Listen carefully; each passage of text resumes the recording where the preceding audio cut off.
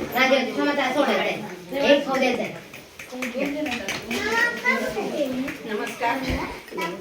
आज गुढीपाडव्याच्या तुम्हा सर्वांना खूप खूप शुभेच्छा.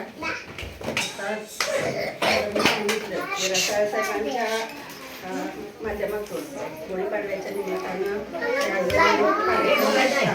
खरंच अतिशय स्तुत्य आहे.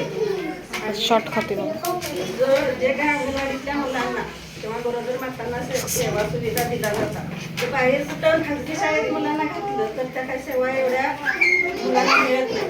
आणि गावातल्या गावात मुलांना इथल्या इथं आपलं लक्ष राहते, मॅडमचं लक्ष असते. पालक कधी येऊन विचारू शकतात. तसं बाहेर तुम्ही कुठल्या खाजगी शाळेत घातलं तसं आपल्याला उठलं आणि विचारायला काय गेलं असं होत नाही. कधी मिटिंगच्या वेळेसच विचारलं एवढं लक्ष देत नाहीत. आणि माझा स्वतःचा अनुभव आहे की तुम्ही आता पैसे घालणार 5-50 हजार उचलून खाजगी शाळेत मुलांना घालणार. पुन्हा ज्यावेळेला खरंच मुलाला शिक्षणाची गरज असते त्यावेळेला आपली एवढी परिस्थिती नसते. त्यामुळं तुम्हाला बाहेर खाजगी शाळेतल्या मुलांनी 2-4 वाक्य इंग्लिश बोललेली तेवढंच दिसतंय की इंग्लिश बोलते. पण मी खरंच तुम्हाला म्हणजे चॅलेंज करते की खाजगी शाळेतली मुलांच्या बरोबर यांची स्पर्धा नक्की यांचा नंबर येणार. प्रत्येक गोष्टीत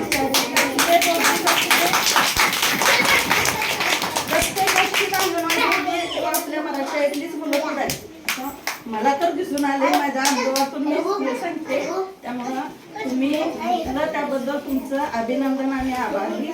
आणि शेजाऱ्याचंही कुणाचं मुलं असलं तर तुम्ही त्यांनाही आवाज द्याला की आपल्याच गावात मुलाचं ॲडमिशन घ्या.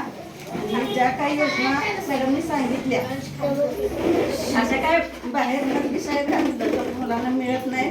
त्यासाठी पुन्हा एकदा तुम्हाला आवाहन करते की गावातल्या मुलांनी इथंच ॲडमिशन घ्या आणि गावाला अंगणवाडीला सहकार्य करा. तुमच्या सर्वांची मी पुन्हा एकदा आभारी आहे. मला इथे बोलवते. धन्यवाद मॅडम.